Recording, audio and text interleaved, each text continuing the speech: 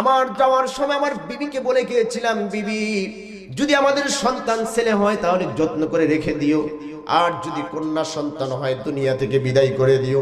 কিন্তু ভাগ্যক্রমে আল্লাহ রাব্বুল আলামিন ওই সন্তানটা দিয়েছিল আমার কন্যা সন্তান। কন্যা সন্তান দিয়েছিল। আমি বাইরে থাকার কারণে আমার স্ত্রী সন্তানকে হত্যা করে নাই।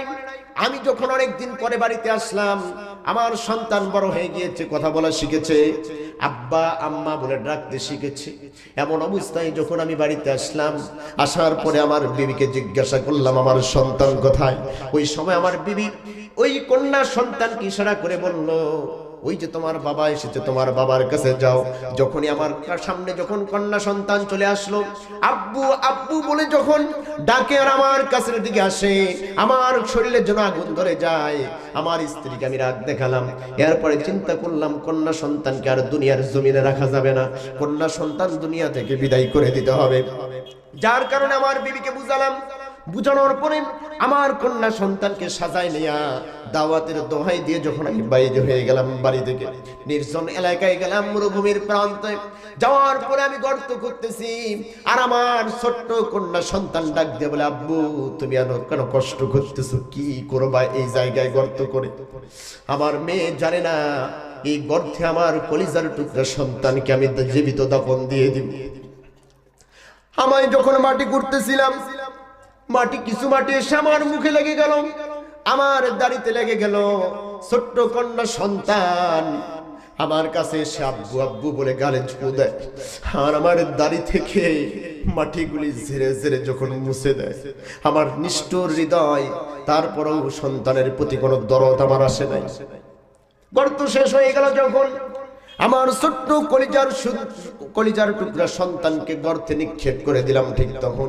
আর গর্তে নিক্ষেপ করে দেওয়ার পরে আমার সন্তান বুঝতে পেরেছে আমাকে আর দুনিয়াতে বাঁচতে দিবে না। চিন্তা করে আমার ছোট্ট সন্তান ডাক দিয়ে বলেছিল, আব্বু রে তুমি আমাকে মেরো না, তোমার বাড়িতেও যাব না, কোনোদিন তোমাকে আব্বু বলেও পরিচয় দিব না। আমাকে আলহামদুলিল্লাহ নাহমাদুহু ওয়া নাস্তাঈনুহু ওয়া নাস্তাগফিরুহু ونؤمن به ونتوكل عليه ونعوذ بالله من شرور أنفسنا ومن سيئات أعمالنا من يهده الله فلا مضل له ومن يضلله فلا هادي له ونشهد أن لا إله إلا الله وحده لا شريك له ونشهد أن سيدنا وحبيبنا ومولانا محمدا عبده ورسوله الذي أرسله بالحق بشيرا ونذيرا وداعيا إلى الله بإذنه وسراجا وقمرا منيرا أما بعد فأعوذ بالله من الشيطان الرجيم بسم الله الرحمن الرحيم وقرن في بيوتكن ولا تبرجن تبرج الجاهلية الأولى صدق الله العظيم وصدق رسوله النبي الكريم ونحن على ذلك من الشاهدين والشاكرين والحمدلله رب العالمين নবীজি যখন জান্নাত এবং জাহান্নাম যখন দেখতেছিলেন, নবীজিকে জান্নাত এবং জাহান্নাম যিনি দেখাচ্ছিলেন, তিনি হচ্ছেন ফেরেশতা জিবরাইল আলাইহিস সালাতু ওয়াস সালাম। বলেন সুবহানাল্লাহ। জান্নাত জাহান্নাম দেখতে যাইয়া যখন জাহান্নামের মধ্যে গেলেন, যাওয়ার পরেই নবীজি লক্ষ্য করে দেখলেন জাহান্নামে অধিকাংশ মানুষেরাই হচ্ছে মেয়ে লোক, অধিকাংশরাই মেয়ে লোক।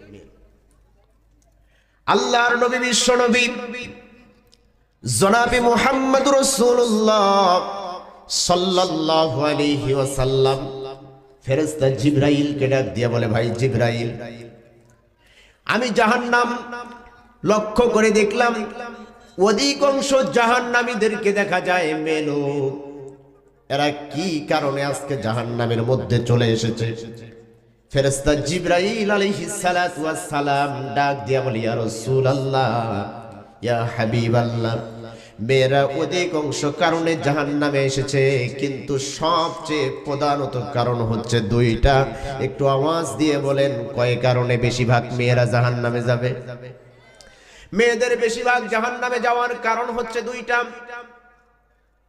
আল্লাহর নবী ফেরেশতা জিবরাইলকে ডাক দিয়া বলে, ভাই জিবরাইল, দুইটা কারণ কি, আমাকে কি তুমি বলতে পারবা নাকি? ফেরেশতা জিবরাইল ডাক দিয়া বলে, ইয়া রাসূলুল্লাহ, দুইটা কারণের এক নাম্বার কারণ হচ্ছে মেয়েরা সবচেয়ে অকৃতজ্ঞ হয় স্বামীর কাছে। একটু আওয়াজ দিয়ে বলেন কথা ঠিক কিনা? আমার ভাইরা, আজকে স্বামীর কাছে মেয়েরা বেশিরভাগ অকৃতজ্ঞতা প্রকাশ করার কারণে মেয়েরা অধিকাংশ মেয়েরা জাহান্নামে যাবে, এটা ঘোষণা দিয়েছেন কে? অতএব মা বোনদের দিকে দৃষ্টি আকর্ষণ করে বলতে চাই, স্বামীর খেদমত করার দরকার বলেন তো আছে না নাই? আমার ভাইরা, দ্বিতীয় নাম্বার, আল্লাহর নবী যখন জিজ্ঞাসা করলেন, ভাই জিবরাইল, দ্বিতীয় নাম্বার কারণটা কি, আপনি কি আমাকে বলে দিবেন নাকি? আল্লাহ রাব্বুল আলামিনের ফেরেশতা জিবরাইল আলাইহিস সালাতু ওয়াস সালাম ডাক দিয়ে বলেন, দ্বিতীয় নাম্বার কারণ হচ্ছে মেয়েরা বেশিরভাগ বেপরদা করার কারণে। এক নাম্বার কারণ হলো স্বামীর শুকরিয়া আদায় করতে পারে না, দ্বিতীয় নাম্বার কারণ হলো তারা পর্দায় থাকতে পারে না। আজকে সমাজে এই দুইটা সমস্যা মেয়েদের আছে না নাই? আল্লাহ রাব্বুল আলামিন এই জন্যই বলেন, ওয়াকারনা ফি বুয়ুতিকুন্না ওয়ালা তাবাররাজনা তাবাররুজাল জাহিলিয়াতিল উলা। আর একটু আস্তে বলেন আল্লাহু আকবার, আর একটু আস্তে বলেন আল্লাহু আকবার। এই আল্লাহু আকবারে আগামীর পৃথিবী আমরা স্বপ্ন দেখি, ইসলামের পৃথিবী। আগামীতে আমরা স্বপ্ন দেখি কোরআনের বাংলাদেশ, আগামীতে আমরা স্বপ্ন দেখি ইসলামের বাংলাদেশ, আগামীতে আমরা স্বপ্ন দেখি আল কোরআন দিয়ে আমার বাংলাদেশ চলে। কথা বলেন কথা ঠিক কিনা? আমার ভাইরা, বাংলার জমিনে একজন বেশ্যা বেহায়াপনা বর্তমান ইন্ডিয়া থেকে নানান রকমের কথা বলে তসলিমা নাসরিন। যেই তসলিমা নাসরিন বাংলার জমিনে দাঁড়িয়ে বলেছিল, বোরখা এটা আমি মানি না, পর্দা আমাদের উপরে জুলুম করা হয়েছে, বোরখার বিধান আমি মানি না। ওই সময় বাংলাদেশের তাওহীদি জনতারা নারায়ে তাকবীর আল্লাহু আকবার বলে ময়দানে নেমেছিল। যখন এই তসলিমা নাসরিন বোরখা পরে বাংলার জমিন থেকে পালিয়ে গেছে, ঠিক তখন। কথা বলেন কথা ঠিক কিনা? এখন আমরা বলতে চাই, এখন আমরা বলতে চাই, আমার দেশে পর্দা নিয়ে যদি আরেকবার বাজে ইঙ্গিত করা হয়, মেয়েদের বোরখার বিরুদ্ধে যদি কথা বলা হয়, মেয়েদের নিকাবের বিরুদ্ধে যদি কথা বলা হয়, প্রয়োজন হলে মাথার পাগড়ি মাথায় বেঁধে আবার আল্লাহু আকবারের স্লোগান দিয়ে তাদেরকেও ওই দাদা বাবুর কাছে পৌঁছানো হবে।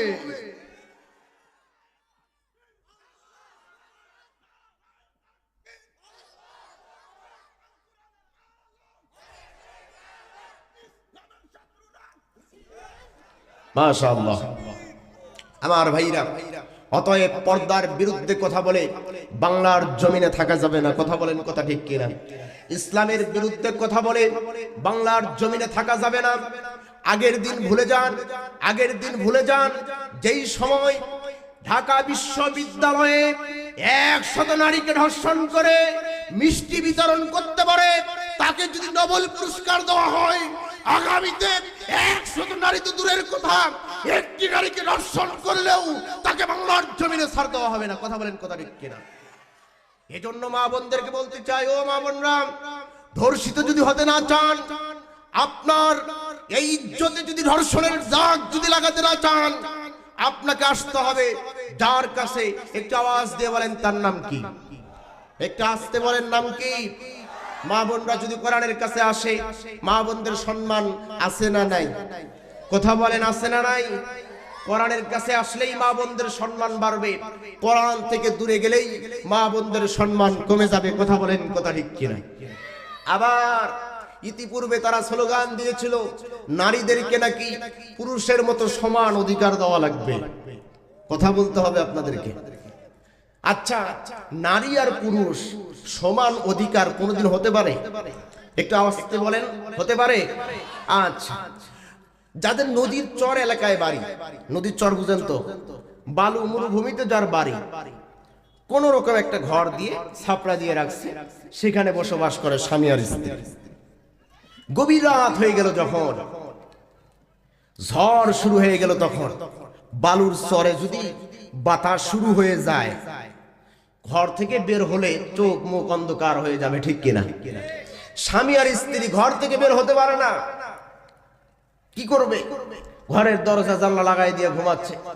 গভীর রাতে স্বামী বেচারার প্রস্রাবের ডাক দিয়ে দিয়েছে। তো প্রস্রাবের ডাক দিছে যখন, বিবিকে ডাক দিয়ে বলতেছে তখন, বিবি রে, আমাকে তো প্রস্রাবে ধরেছে, এখন কি করা যায়?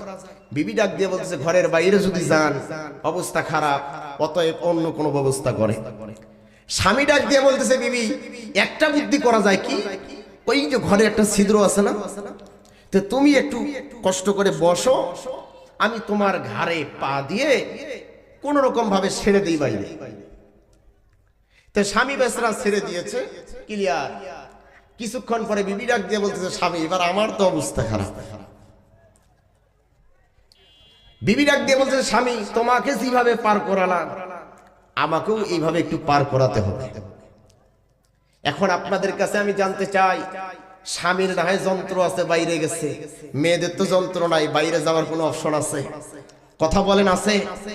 এইটুকুতেই যদি সমান অধিকার না হয়, যারা সমান অধিকারের স্লোগান দেয়, এদেরকে বুঝাতে হবে এরা বাংলার জমিনে কোরআন আসুক এটা চায় না। কথা বলেন, কথা ঠিক কিনা? মাঝে মধ্যে আগের মিছিলগুলিতে দেখা যেত, নারী দিবসের দিনে কয়েকটা পুরুষ সামনে আর কিছু মহিলারা স্লোগান দিচ্ছে, এই পুরুষরাও স্লোগান দেয় নারী অধিকারের, নারীদের সমান অধিকার দিতে হবে, দিতে হবে। আমি তাদেরকে বলেছিলাম যে এরা 1 নম্বরের হিজলা, কারণ নারীদের মিছিলে যায় যারা বলতে পারে নারী আর পুরুষের সমান অধিকার দিতে হবে, এটা পুরুষ নামের পরিচয় দেওয়া যায় না। কথা বলেন, কথা ঠিক কিনা? এজন্য আল্লাহ রাব্বুল আলামিন নারীদের সম্মান বাড়িয়ে দিয়েছেন, কম না বেশি? একটু আওয়াজ দিয়ে বলেন, কম না বেশি? আমার ভাইরা, আমার নবীজি দুনিয়াতে আসেন নাই। নবীজি আসার পূর্বে মক্কা নগরীকে বলা হতো জাহিলিয়াতের যুগ। একটু আওয়াজ দিয়ে বলেন ঠিক কিনা? যেই যুগের মধ্যে মেয়ে সন্তান জন্মগ্রহণ করার সঙ্গেই মেয়েদেরকে জীবিত দাফন করে দেওয়া হতো, মেয়েদেরকে কবর দিয়ে দেওয়া হতো, মেয়েদেরকে শেষ করে দেওয়া হয়ে যেত। ওই সমাজকে পরিবর্তন করে দিয়া কোরআনের মাধ্যমে মেয়েদের সম্মান বাড়িয়ে দিয়েছেন কে? আমার ভাইরা, মক্কা নগরীতে আমার নবীজি আসেন নাই। জাহিলিয়াতের যুগ কেমন কেমন নারীদের সম্মান ছিল, কতটুকু মর্যাদা ছিল, চিন্তা করে দেখেন। একজন সাহাবী যার নাম দাহিয়াতুল কালবি, এই সাহাবী ইসলাম গ্রহণ করার পরে নবীজির কাছে বর্ণনা করতেছিলেন, ইয়া রাসূলুল্লাহ, বিশাল ইতিহাস আমি সংক্ষিপ্ত করে শুধু বুঝাতে চাই নারীদের সম্মান। ওই দাহিয়াতুল কালবি সাহাবী নবীজির কাছে বর্ণনা করতেছিলেন, ইয়া রাসূলুল্লাহ, আমি যখন মুসলমান হইনি ওই সময় ওই যুগে আমি বিবাহ করেছি, আল্লাহ রাব্বুল আলামিন আমাকে কন্যা সন্তান দিয়েছিল। কিন্তু দুর্ভাগ্য হলো আমার স্ত্রীর গর্ভে যখন সন্তান এসেছে ওই সময় আমি ব্যবসার কাজে বাইরে চলে গিয়েছিলাম। আমার সন্তানের জন্ম ভূমিষ্ঠ অবস্থায় আমি তখন উপস্থিত ছিলাম না। অনেকদিন পর যখন বাড়িতে আসলাম, আমার যাওয়ার সময় আমার বিবিকে বলে গিয়েছিলাম, বিবি যদি আমাদের সন্তান ছেলে হয় তাহলে যত্ন করে রেখে দিও, আর যদি কন্যা সন্তান হয় দুনিয়া থেকে বিদায় করে দিও। কিন্তু ভাগ্যক্রমে আল্লাহ রাব্বুল আলামিন ওই সন্তানটা দিয়েছিল আমার কন্যা সন্তান। কন্যা সন্তান দিয়েছিল। আমি বাইরে থাকার কারণে আমার স্ত্রী সন্তানকে হত্যা করে নাই। আমি যখন অনেকদিন পরে বাড়িতে আসলাম, আমার সন্তান বড় হয়ে গিয়েছে, কথা বলা শিখেছে, আব্বা আম্মা বলে ডাকতে শিখেছে। এমন অবস্থায় যখন আমি বাড়িতে আসলাম, আসার পরে আমার বিবিকে জিজ্ঞাসা করলাম আমার সন্তান কোথায়। ওই সময় আমার বিবি ওই কন্যা সন্তানকে ইশারা করে বলল, ওই যে তোমার বাবা এসেছে, তোমার বাবার কাছে যাও।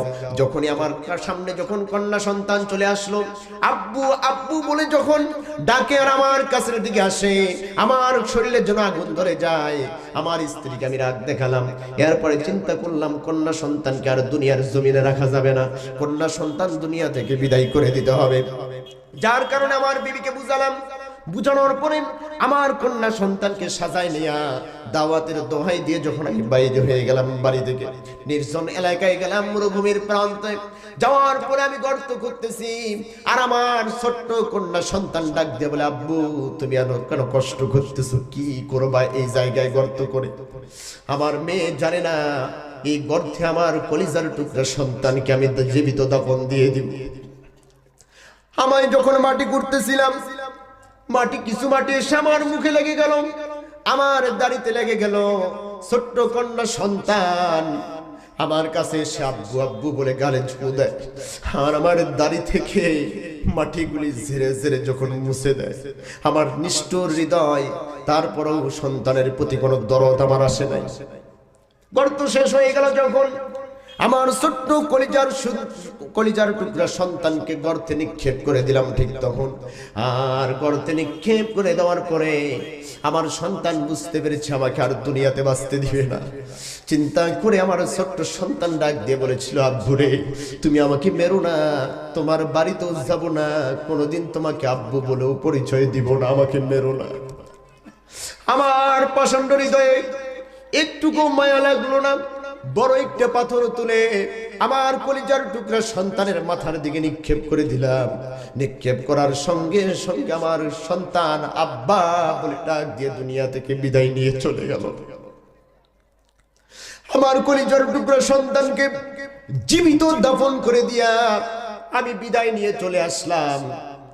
আমার ভাইরা, নবীজির সামনে যখন ওই দাহিয়াতুল কালবে যখন বর্ণনা করতেছিলেন, আল্লাহর নবীজি চোখের পানি ছাড়ে কাঁদতে কাঁদতে দাড়ি মোবারক ভিজে গিয়েছিল, জামা মোবারকে পড়তে শুরু হয়েছিল।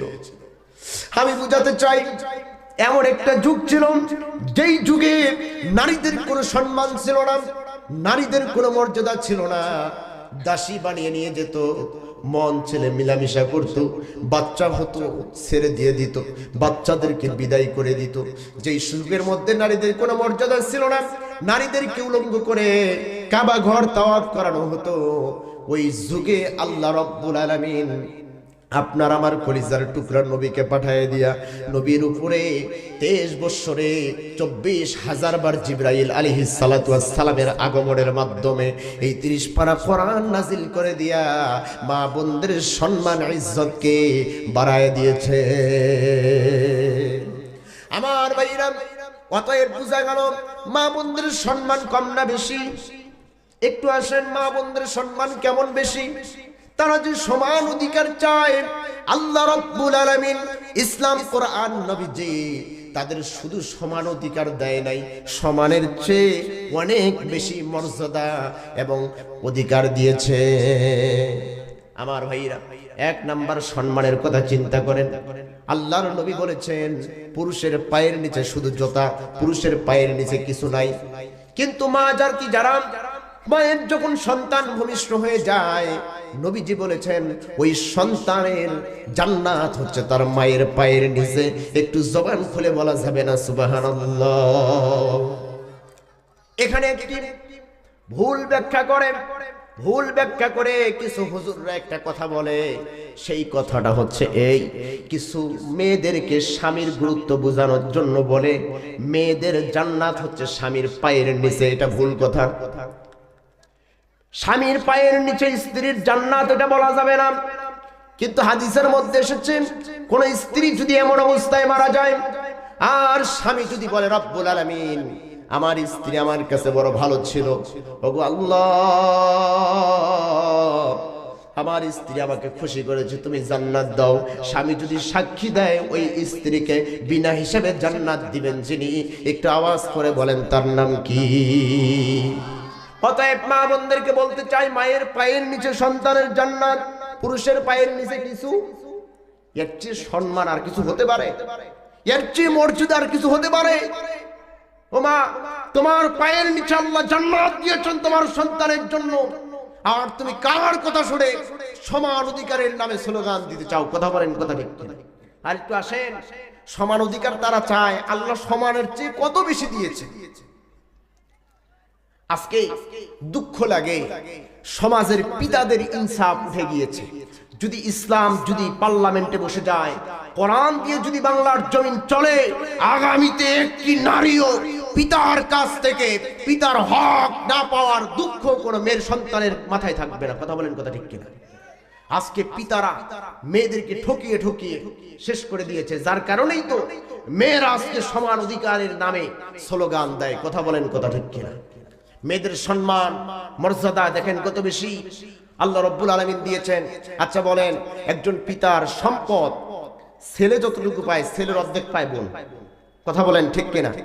আচ্ছা আপনি ছেলে, আপনি পাইলেন, আপনার অর্ধেক পালো আপনার বোন, তাহলে আপনার বোন অর্ধেক পাইলো, আপনি পাইলেন 1 ভাগ, উনি পাইলো 50%। কথা বলেন, কথা ঠিক কিনা? অর্ধেক পাইলেন, এখন অর্ধেক নিয়ে বোন গেল। বোনকে যখন বিয়ে দেন, বিয়ে দেওয়ার সময় স্বামীর পক্ষ থেকে একটি মহারণা আছে না নাই? কথা বলেন, আছে না নাই? দেখেন মেয়েদের ইজ্জত কোথায় আল্লাহ বাড়িয়ে দিয়েছেন। আজকে আবার সমাজে মহারণা দেওয়া তো দূরের কথা, বিয়ে পড়ানোর সময় আমাদের মতো মুলবিদেরকে বলতে হয় 10 লাখ টাকা কাবিন, 13,000 টাকা নগদ, অবশিষ্ট টাকা সারা জীবন না দেওয়ার নিয়ত করিয়া বাকি রাখিয়া হাজরান মজলিসে সাক্ষী রাখিয়া তোমার নিকাহ দিয়া। কথা বলেন, কথা ঠিক কিনা? এর পিছনে কারণ কি? এটা নষ্ট করেছে আমার সমাজের মা বোনরা। কথা বলেন, কথা ঠিক কিনা? আসবো মূল কথায়, প্রথমে যেখানে ছাড়ছি সেখানেই আসবো। আগে একটু কথাগুলো সাজাই। নারীরা কেন নির্যাতিত হয় চিন্তা করেন। আপনি যতটুকু পাইলেন আপনার অর্ধেক পাইল আপনার বোন, এতটুকু নিয়ে গেল। বিয়ের সময় স্বামীর কাছ থেকে একটি মহারণার টাকা পাইল, এটাও গেল। এরপরে আসে আপনার বোন যখন পরের বাড়িতে যায়, স্বামীর কাছ থেকে 2 আনার একটি অংশ আছে না নাই? কথা বলেন না কেন? মা বোনরা এটা চিন্তা করে না। হ্যাঁ কয় বাবা আমাকে ঠকাইছে, ইসলাম ঠকাইছে। ইসলাম আপনাকে ইনসাফ দিয়েছে, কারণ আপনার বাবা মারা যাওয়ার পরে সারা জীবন আপনার ভাইয়ের বাড়িতে এসে দাওয়াত খান, তখন হুঁশ থাকে না। জমি দেওয়ার সময় কয় ভাই পাবে ডবল, আমি পাবো অর্ধেক। এটা হতে পারে না, এটাতেই বেইনসাফ করেছে ইসলাম। এটা ভুল ব্যাখ্যা। কথা বলেন, কথা ঠিক কিনা? আমার ভাইরা, মা বোনরা মহারণার টাকা পাবে, স্বামীর কাছ থেকে 2 আনার অংশ পাবে, ছেলে মেয়ে বড় করবে সেই জায়গা থেকেও পাবে। আবার লক্ষ্য করে দেখেন, ওই মেয়েটা স্বামীর অংশ থেকে মহারণার টাকা পেল, বাবা মার কাছ থেকে যে সম্পত্তি পেল, 2 আনার যে সম্পদ পেল, তার কোনো খরচ নাই, ব্যয় নাই। সেই টাকা থেকে জমা করে ব্যবসা করে লক্ষ লক্ষ টাকা যদি ইনকাম করে, তার স্বামী তার উপর প্রেশার ক্রিয়েট করতে পারবে না। তোমার টাকা তুমি খরচ করো, কিন্তু স্বামীর দায়িত্ব হলো শ্বশুর বাড়ির মেহমান আসলে তার যত্ন করতে হবে, এলাকার আত্মীয় স্বজনরা আসলে যত্ন করতে হবে। যা খরচ হবে সব স্বামীর হবে, স্ত্রীর কোনো খরচ হবে না। এতে ইনসাফ ঠিক আছে না? না আমার ভাইরা, আমার বন্ধুগণ, এজন্য নবীজি বলেছেন, মেয়েরা যদি 4টি আমল করে, মেয়েরা যদি 4টি কাজ করে, জান্নাতের 8টি দরজা তার জন্য খুলে দেওয়া হবে। যে দরজা দিয়ে মন চায় সেই দরজা দিয়ে হাসতে হাসতে আল্লাহর জান্নাতে চলে যাবে। আমার ভাইরা, আমার বন্ধুগণ, গভীর মনোযোগ দেন আমার কথার দিকে। এই জন্য আল্লাহর নবী যখন মেরাজে গেলেন, জাহান্নাম কথা মনে আছে তো? এখান থেকে তো দূর গেলাম। জাহান্নামে অধিকাংশ মেয়েরা দুইটা কারণে বেশিরভাগ যাবে। এক নাম্বার, তারা বেপর্দা করবে। একটা বার চিন্তা করে দেখেন, যে মেয়েটা পর্দা করে, যে মেয়ের চেহারা কোনো পরপুরুষ দেখে না, কেউ দেখে নাই, আপনি চিন্তা করে দেখেন ওই মেয়ের যখন বিয়ে হয় তখন কিন্তু কোনো ডিবেল লাগে না। কথা বলেন, কথা ঠিক কিনা? আমার বন্ধুগণ, একটি উদাহরণ দিলে সহজেই বুঝে আসবেন। আপনি যখন মিষ্টি নেন, মিষ্টি খাওয়ার সময় আপনি লক্ষ্য করে দেখেন, মিষ্টিতে যখন মশা পড়ে, মাছি পড়ে, ধুলা পড়ে, ওই মিষ্টিটা কিন্তু আমরা এত সহজে খেতে চাই না। আবার যদিও দোকান থেকে কিনে খাই, খাওয়ার পূর্বে এক গ্লাস পানি নেই, সেই পানিটাতে একটু সুব্বা দিয়ে ধুই। কথা কয় না? ধর না, মিষ্টিটা ধুয়ে খাই। তার মানে বেপরদা নারীদের বিয়ে না করে তো কোনো উপায় নাই, আছে? এই জন্য ওই যে ময়লা পড়া মিষ্টিটা যেমন খাওয়ার পূর্বে এক গ্লাস পানির মধ্যে চুব্বানি দিয়া তারপরে যেমন খাই, যারা বেপরদা বেহায়া পড়া করে চলে তাদের তো বিয়ে না করে উপায় নাই, যার কারণে তাদের পিতা মাতারা ডিবেলের টাকা দিয়ে বিয়ে দেওয়া লাগে। কথা বলেন না কেন? আজকে সমাজ কোথায় চলে যাচ্ছে? মা বোনদের পর্দায় না থাকার কারণে। কথা বলেন, কথা ঠিক কিনা?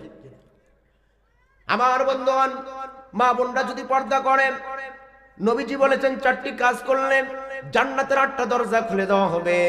চারটি কাজের একটা কাজ হচ্ছে পর্দায় থাকতে হবে।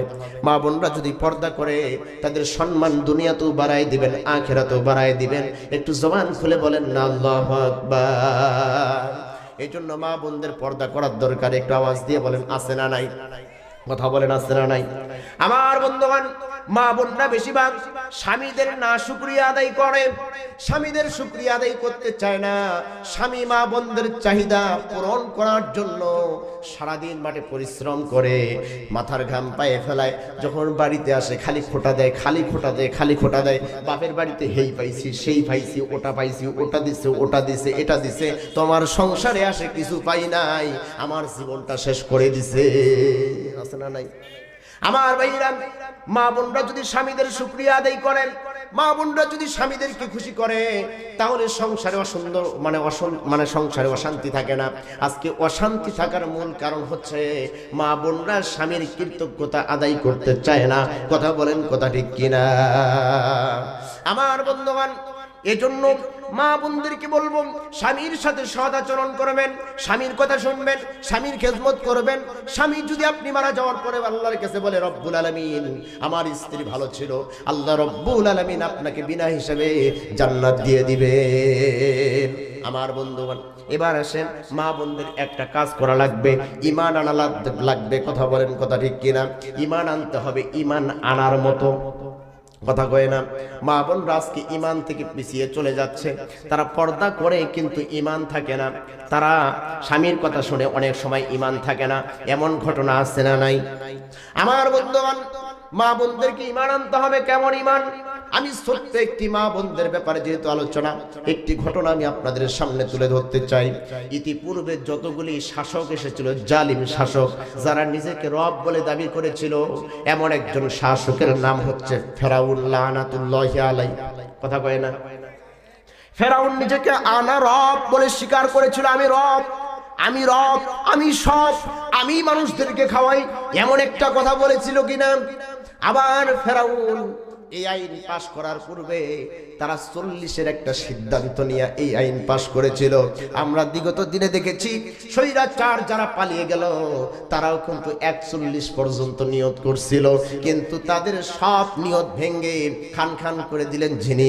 একটু আওয়াজ দিয়ে বলেন তার নাম কি? সেই ফেরাউন চেয়েছিল 40 বছর ক্ষমতা চালানোর পরে দাবি করেছিল, আনা রব, আমি রব, আমাকে সিজদা করো, আমার বিধান মানো, আমার কথা শোনো। আমরাও লক্ষ্য করেছি তারাও এই সিদ্ধান্ত নিয়েছিল, যার কারণে আমাদের শিক্ষা প্রতিষ্ঠানগুলিকে নষ্ট করে দিয়েছিল। শিক্ষার মধ্যে সিজদা, শিক্ষার মধ্যে আল্লাহর সাথে শিরিক করা শিক্ষা দিয়েছিল, যেখানে আমাদের মূর্তির শিক্ষা দিয়েছিল, আমাদেরকে দেব দেবীর শিক্ষা দিয়েছিল। শিক্ষা প্রতিষ্ঠানগুলির ইসলামের সব শিক্ষাগুলিকে দূর করে দিয়েছিল। কথা বলেন, কথা ঠিক কিনা? আমার ভাইরা, আগামীতে যদি কোরআন আসে, কোরআন যদি সংবিধান হয়ে যায়, আগামীতে যত শিক্ষা আসবে সব শিক্ষার মধ্যে থাকবে কি? সকলে বলেন নাকি? কোরআন থাকবে। এই কোরআন মানুষকে সমাধান দিতে পারে, এই কোরআন মানুষকে জান্নাতের পথ দেখাতে পারে, এই কোরআন মানুষকে জাহান্নাম থেকে বাঁচাতে পারে। কথা বলেন, কথা ঠিক কিনা? আমার বন্ধুগণ, কথা লম্বা করতে চাই না। যখন এই ফেরাউন যখন নিজেকে রব বলে স্বীকার করেছিল, এই ফেরাউনের মায়ের মাথার চুল আশ্রিয়ে দেওয়ার জন্য একটি দাসী ছিল, যেই দাসীর নাম মুফাসসিরিন কিরাম বর্ণনা করেছেন মাসিকা। এই মাসিকা ফেরাউনের মেয়ের মাথার চুল যখন আশ্রিয়ে দিচ্ছিলেন, এমন তো অবস্থায় হঠাৎ করে হাত থেকে তার চিরুনিটা পড়ে গেল। চিরুনি পড়ে গেল যখন, ইন্না লিল্লাহি, ওই মুসলমান মেয়েটা পড়ে নিল। ঠিক তখন ওই দাসী ছিল মুসার আল্লাহর প্রতি ঈমান আনার কারণে, ওই মুসার আল্লাহর প্রতি আল্লাহকে স্বীকার করে নিয়েছিল। যখন ইন্না লিল্লাহ পড়েছে, ফেরাউনের মেয়ের রাগ উঠে গেছে। মাসিকা, তুমি কি বলতেছো?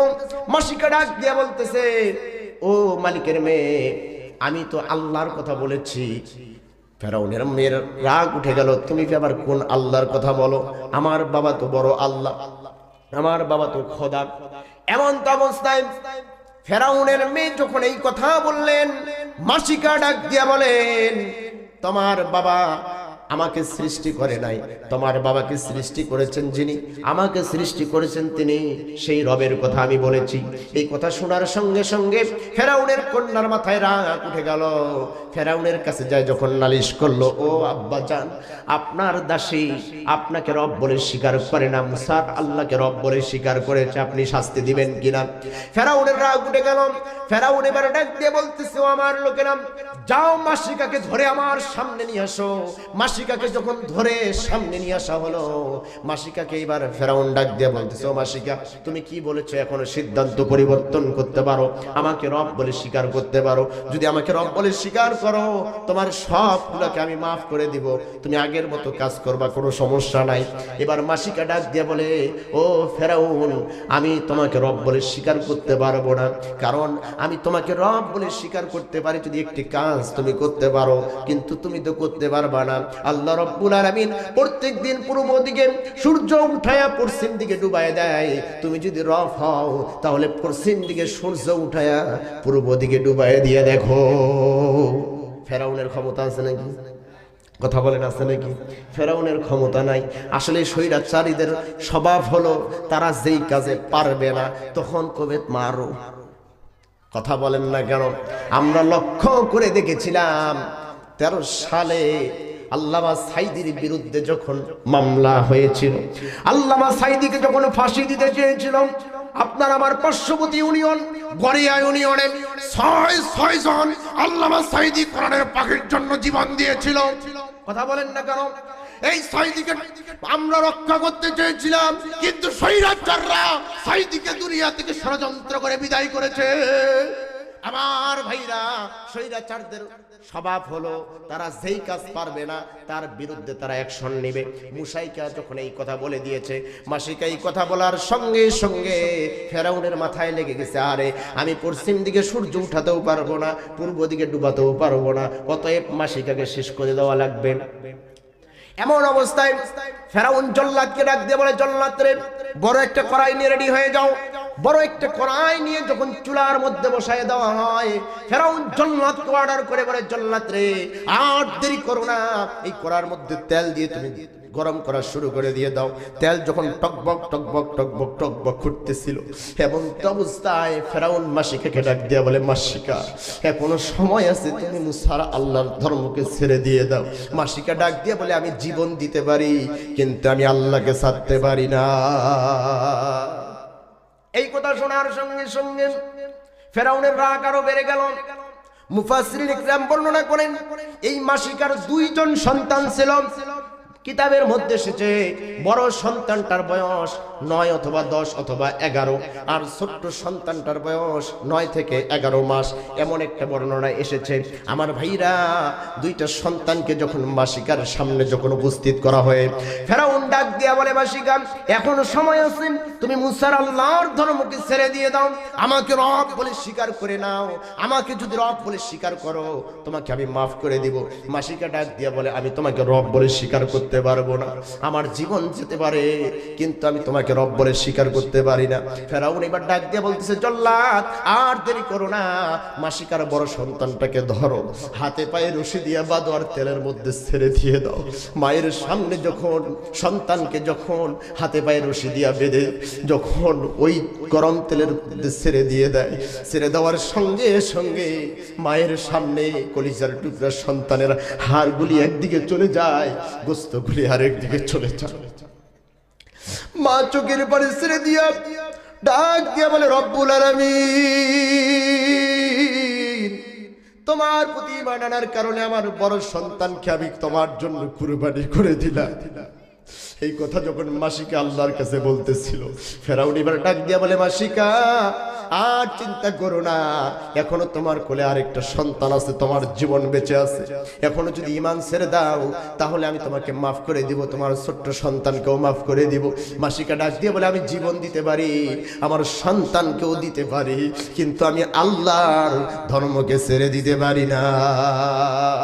আমার ভাইরা, এই কথা যখন মাসিকা যখন শোনাই দিলেন, ফেরাউন এবার ডাক দিয়ে বলতেছে, জল্লাদ ওই যে মাসিকার কোলের মধ্যে একটি ছোট্ট সন্তান দেখা যায়, এই সন্তানটাকে ধরো, তেলের মধ্যে ছাড়ো। মাসিকার কোল থেকে যখন কলিজার টুকরা সন্তানকে যখন কেড়ে নিতে চায়, মাসিকা কলিজার টুকরা সন্তানকে ইসলামের জন্য বিদায় দিয়ে দিচ্ছে। এমন তো অবস্থায় ছোট্ট কলিজার টুকরা সন্তান ডাক দিয়ে বলে, মা চিন্তা করো না, টেনশন করো না, যেই সন্তান কথা বলতে পারে না, যেই সন্তানের জবান থেকে কোনো কথা বের হওয়ার কথা না, সেই সন্তানের জবান খুলে দিলেন যিনি, একটি আওয়াজ করে বলেন তার নাম কি? আল্লাহ যখন জবান খুলে দিলেন, ছোট্ট বাচ্চা ডাক দিয়ে বলে, মা চিন্তা করো না, টেনশন করো না, এই তেলের মধ্যে পড়তে দেরি হবে, আল্লাহর জান্নাতে যেতে দেরি হবে না। ও মা, আল্লাহর জান্নাতের জন্য জীবনের পরোয়া করো না, আমার চিন্তা করো না, আমি জীবন দিয়ে দিব, তুমিও জীবন দিয়ে দাও, কিন্তু ঈমান থেকে দূরে যেও না। আমার ভাইরা, এই কথা বলতে বলতে কলিজার টুকরা ছোট্ট সন্তানটাকে নিয়ে যখন তেলের মধ্যে মায়ের সামনে ছেড়ে দেয়, মা অসহায়ের মতো তাকায়া তাকায়া দেখে, কিছু বলতে পারে না। বড় সন্তানের ন্যায় গোস্তগুলি আর হাড়গুলি আলাদা আলাদা হয়ে যায়। মা মা মা ডাকটা কত মধুর, কত মজার। আমার ভাইরা, যার মা নাই সে জানে মা ডাকটা কত না মজার। আমি ঘটনাটা মাঝে মধ্যেই বলে থাকি। এই কুড়িগ্রাম জেলা, আজকের প্রধান বক্তার বাড়ি কুড়িগ্রাম জেলার অলিপুর পার হয়ে রৌমারি নামে একটি থানা আছে। আমার ভাইরা, চিলমারি নামে একটি থানা রয়েছে, অলিপুর পার হয়ে একটি নদী আছে। এই নদীর চরের মধ্যে আজ থেকে 4 বছর আগে আমার একটা মাহফিলের দাওয়াত হয়েছিল মাদ্রাসার। আমি যখন মাদ্রাসার মাহফিলে গেলাম, যাওয়ার পরে কমিটিদের সাথে কথা বললাম, আমাকে বললো, হুজুর আপনাকে আমরা 10টার মধ্যেই দিয়ে দিব। আমি প্রধান বক্তা ছিলাম, 10টার মধ্যে দিব, ঠিক আছে দিয়েন। এমন অবস্থায় কিছুক্ষণ পরে ডাক দিয়ে বলছে, হুজুর আধা ঘন্টা পরে দিই, মাদ্রাসার মাহফিলে একটু কালেকশন করা দরকার, আপনি একটু যদি মন খারাপ না করেন একটু দেরি দিয়ে। আমি বললাম ঠিক আছে, যেহেতু চলে আসছে আপনাদের মাদ্রাসাটা একটু ঘুরে দেখান, নদীর চরের মধ্যে মাদ্রাসা। এমন পর্যায়ে আমার সাথে কয়েকজন হুজুর আমার পিছে পিছে আমাকে দেখাই দিচ্ছে, হুজুর এটা আমাদের মাদ্রাসার অফিস রুম, এটা নুরানি খানা, এটা নাজরা খানা। মাগার মজার ব্যাপার হলো, যখন কিতাব হেফজখানার রুমের মধ্যে যখন পা দিয়ে দিলাম, একটি পা আমার দরজার ভিতরে আর একটি পা বাইরে, আমি মাথাটাকে ঢুকাই দিয়ে দেখলাম, দেখতেছি 10 থেকে 11 বছরের একটি বাচ্চা মাথা নিচু করে কেন যেন হাউমাউ করে কাঁদতেছিল। এই কান্নার দৃশ্য দেখে আমি দ্রুত ভিতরে ঢুকলাম, ঢুকে হাফেজ সাহেবকে ডাক দিয়ে বললাম, হুজুর এই মাদ্রাসার বাচ্চাটা কাঁদতেছে কেন, কে মাইর দিয়েছে? বলতেছে হুজুর আমরা তো কেউ মাইর দেই নাই, আজকে আমাদের মাহফিলের দিন, আমরা মাইর দেই নাই। যখন বাচ্চাটাকে কাছে যখন ডেকে নিয়ে আসলাম, কাছে ডেকে নিয়ে আসার পরে হঠাৎ করে হুজুর আমাকে ডাক দিয়ে বলে, হুজুর আপনার হাত দিয়ে আজকে আমরা 4 জন হাফেজে কোরআনকে মাথায় পাগড়ি দেওয়াবো। এই 4 জনকার মধ্যে এই বাচ্চাটাও সবচেয়ে ছোট বাচ্চা, হাফেজে কোরআন হয়েছে। আজকে তো এই সন্তানটাকেও আমরা মাথায় পাগড়ি দিব, আমরা তো আজকে তাকে পাতার মধ্যে পাগড়ি দিয়ে বিদায় দিয়ে দিব। এই ছেলে কেন কাঁদতেছো? আমি কাছে ডেকে নিলাম, যখন আমাকে একটা চেয়ার দিল, চেয়ারে বসে গেলাম, বসে ডাক দিয়ে বললাম, বাবা কেন কাঁদতেছো, কি হয়েছে? ছোট্ট বাচ্চা আমাকে ডাক দিয়ে বলে, হুজুর আমার মনে বড় কষ্ট, মনে বড় দুঃখ। আমি ডাক দিয়ে বললাম, তুমি তো ছোট মানুষ, তোমার মনে কি এমন কষ্ট, কি এমন দুঃখ, একটু আমাকে খুলে বলো। ওই ছোট্ট বাচ্চা ডাক দিয়ে বলতেছে, হুজুর আমি যখন মাদ্রাসায় ভর্তি হয়েছিলাম, আমার আব্বা আমার আম্মা দুইজন দুই পাশে বসে আমাকে মাঝখানে বসায় নিয়েছিল। বসায় আমার মা বলেছিল, বাবারে যেই দিন তুমি হাফেজে কোরআন হয়ে যাবা, যেই দিন তোমার মাথায় পাগড়ি দেওয়া হবে, সেই দিন মহিলা প্যান্ডেলে বসে তোমার পাগড়ি নেওয়ার দৃশ্যটা দেখব, আর আমি মন খুলে তোমার জন্য প্রাণ ভরে দোয়া করব। আমি বললাম, খুশির খবর, তারপরে কি? আমার আব্বা বলেছিল, বাবা যেই দিন তোমাকে হাফেজে কোরআন বানায় পাগড়ি দেওয়া হবে, যেই দিন তোমাকে পাগড়ি পরানো হবে, সেই দিন মঞ্চের পাশে দাঁড়িয়ে দাঁড়িয়ে তোমার পাগড়ি নেওয়ার দৃশ্যটা দেখব, আর মন খুলে তোমার জন্য দোয়া করব। আমি বললাম, বাবা এটা তো তোমার জন্য ভালো খবর, কি হয়েছে? তোমার আব্বা আম্মা আসে নাই নাকি? আচ্ছা, মহিলা মা বোনদের জায়গা হচ্ছে না, চাপাচাপি করে বসে। আমার ভাইরা গভীর মনোযোগ দেন। আমি ডাক দিয়ে বললাম, কি হয়েছে, তোমার আব্বা আসে নাই নাকি? ডাক দিয়ে বলে, আমার আব্বাও এই কথা বলেছিল, কিন্তু হুজুর আজ থেকে 1 বছর আগে আমার আব্বা দুনিয়া থেকে বিদায় নিয়ে চলে গেছে। আজকে আমি পাগড়ি নিব, আমার পাগড়ি নেওয়ার দৃশ্যটা আমার আব্বার দেখতে পারবে না। আমার আব্বার হৃদয় খুলে মঞ্চের পাশে দাঁড়ায় দাঁড়ায় আমার জন্য দোয়াও করতে পারবে না, যার কারণে আমি মনে বড় কষ্ট নিয়ে কাঁদতেছিলাম। এক পর্যায়ে আমি ডাক দিয়ে বললাম, বাবা তোমার আব্বা আসে নাই তাতে কি হয়েছে? তোমার মা তো আসার কথা। যেমন করে আগুনের মধ্যে পেট্রোল দিলে যেমন ধাও করে জ্বলে যায়, ছোট্ট বাচ্চা হাউ মাউ করে আবার খেতে দিয়েছি। আমি ছোট্ট বাচ্চাটাকে বুকের মধ্যে জড়িয়ে ধরে ডাক দিয়ে বললাম, বাবা কি হয়েছে, কেন কাঁদতেছো? ছোট্ট বাচ্চা আর কথা বলতে পারে না, যেন কণ্ঠটা বন্ধ হয়ে যায়। পাশে থেকে তার ক্লাসের ওস্তাদ ডাক দিয়া বলে, হুজুর আজ থেকে 3 দিন আগে এই সন্তানের মা দুনিয়া থেকে বিদায় নিয়ে চলে গেছে। ছোট্ট বাচ্চা ডাক দিয়া বলে, হুজুর আমি আজকে পাগড়ি নিব, আমার আব্বাও দেখতে পারবে না, আমার আম্মাও আর দেখতে পারবে না, আমার মাও আমার জন্য আর দোয়া করতে পারবে না, আমার আব্বাও আর আমার জন্য দোয়া করতে পারবে না। এই কষ্ট নিয়ে, মনের মধ্যে দুঃখ নিয়ে আমি কাঁদতেছিলাম। ছোট্ট বাচ্চাকে বুকের মধ্যে জড়ায় ধরে ডাক দিয়া বললাম, যেই পিতা মাতা তোমার মতো সন্তান রেখে যেতে পারে, তার কবরে আল্লাহ আযাব দিতে পারে না।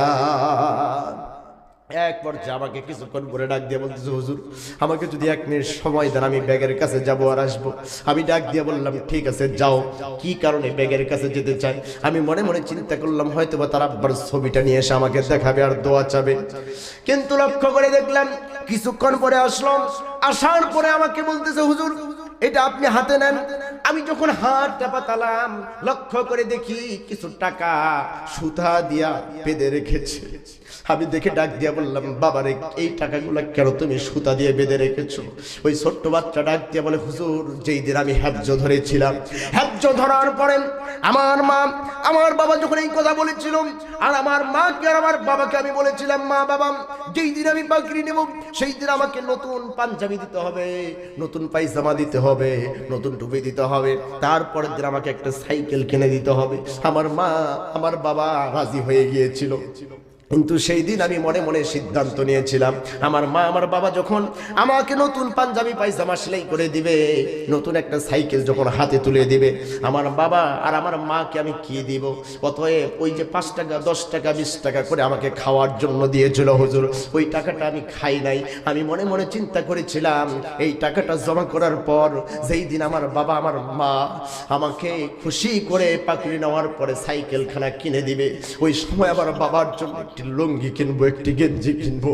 আমার মা ভালো করে শাড়ি পরতে পারে নাই, আমার মার জন্য একটি শাড়ি কিনবো লাল টুকটুকে। এই শাড়িটা কিনে মাকে বলবো মা তুমি পরে আসো, আব্বাকে বলবো আব্বা তুমি লুঙ্গিখানা পরে আসো।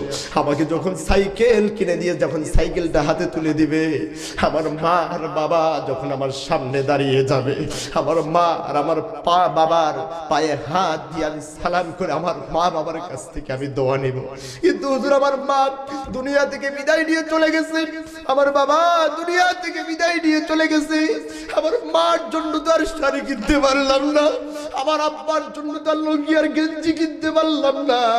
ওস্তাদদের মুখে শুনেছি কোন সন্তান যদি মার জন্য আর বাবার জন্য আল্লাহর রাস্তায় কিছু দান করে দেয়, আল্লাহর ঘরে খরচ করে দেয়, নবীর ঘরে যদি খরচ করে দেয়, খরচ করার কারণে নিয়ত করে যখনই খরচ করবে, আল্লাহ রব্বুল আলামিন নাকি ওই মা বাবার কবরের আযাব নাকি মুহূর্তের মধ্যেই মাফ করে দেয়।